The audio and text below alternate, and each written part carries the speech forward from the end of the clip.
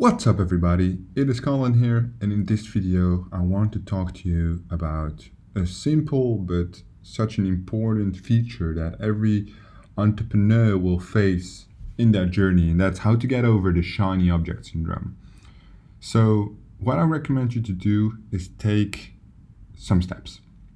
I will go over these steps one by one for you to know and to learn how to step over this big hurdle what could be holding back your entire life, your entire business, right? So you have to start at the beginning. With the shiny object syndrome, the grass is always greener on the other side, right? Let's say you pick dropshipping, right? You see these guys making 7-8 figures with dropshipping, and you want to try that too because you also want to become rich. They have Lamborghinis, they have fake houses and Rolexes, and you want that too. So you give it a shot, right?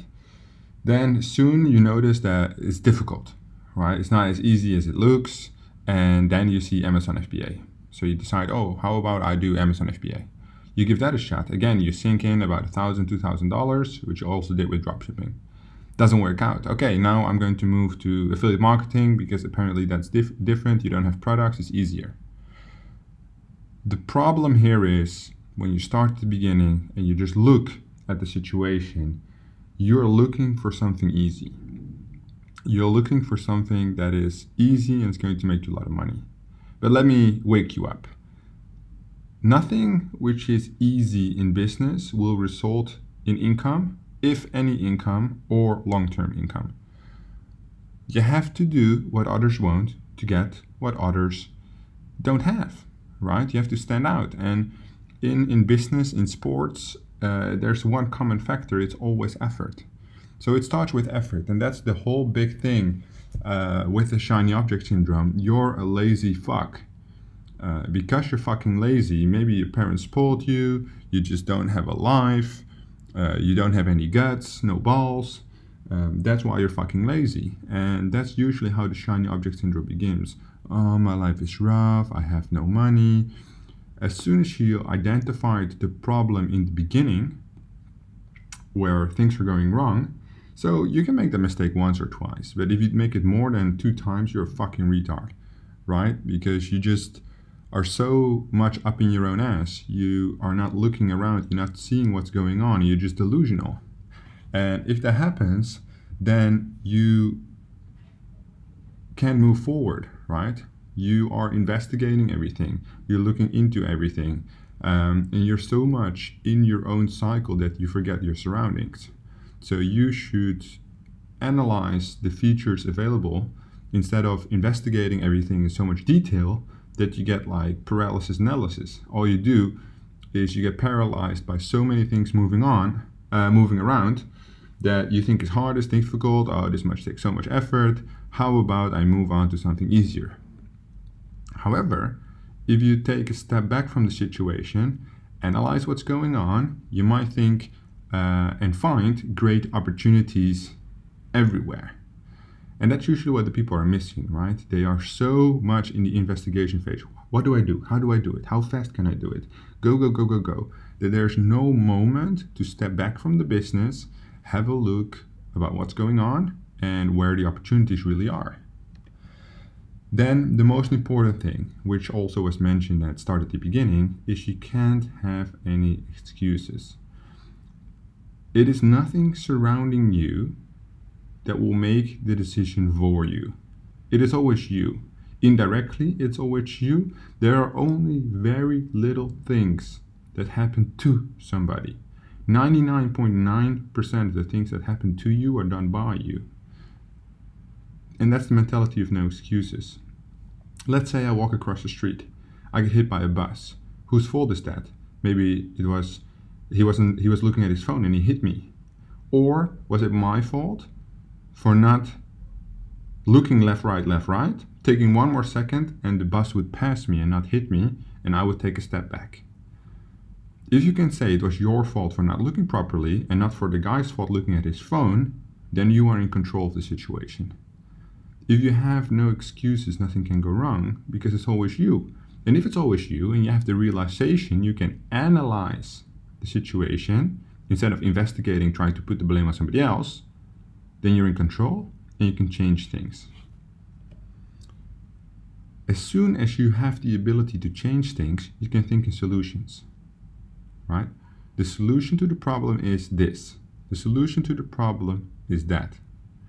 So if you analyze and you don't investigate, and you have no excuses, and you think in solutions, what happens is you stay with your object. You stay with the target you set out in the beginning. You don't have a shiny object syndrome of that is better, because you are so much tailored to your product by your own mindset. And this is all about mindset. It's nothing to do with anything else. It has nothing to do with your surroundings, nothing to do with what other people think or money. Has everything to do with the choices you make. And you have to work through your problems. And the only way to do this is to follow the 5 steps now laid out on your screen. As soon as you start with having no excuses and thinking in solutions, you can work over your problems. I don't have enough money to spend on ads, right? What is the solution? Organic traffic. Still staying with affiliate marketing. I don't have an audience. What is the solution? Make YouTube videos, build an audience, sell your product. Solution. I don't have good internet. Go to fucking Starbucks, pay $2 for a coffee, $5, whatever, get good internet. I don't have a good camera. Borrow somebody's laptop, fixed. Get a new laptop, fixed. Go to the second-hand store and get a good camera, fixed. Go ask your neighbor if they have a camera, fixed. But it depends on the level of solution thinking you have. Too many people have so much ego that, oh, I cannot ask my neighbor for a camera because he might think I'm poor. But you are poor, you fucking retard. If you ask him for the camera, you show some dignity, you show some self-respect, he will give you the camera, and then in a year from now, you'll be fucking rich, right? So working through your problems is one of the most interesting personal development steps you can make, because problems equal growth.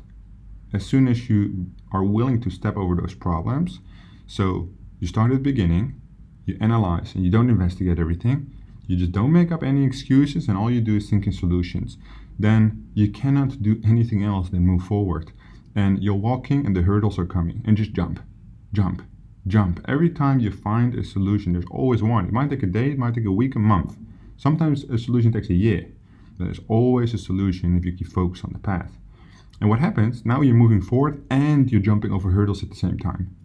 And what does that mean? Your personal growth goes up, your business goes up. Following these 6 little bullet points is a lot more difficult than how I'm explaining it right now.